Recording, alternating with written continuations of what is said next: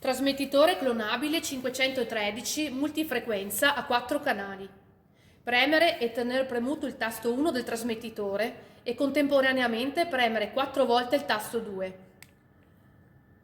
Rilasciare entrambi i tasti.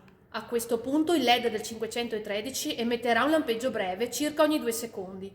Posizionare il radiocomando da clonare di fronte al 513. Premere e tenere premuto il tasto da copiare del radiocomando originale e attendere che il LED del 513 cambi lampeggio più veloce, a conferma del corretto apprendimento del codice.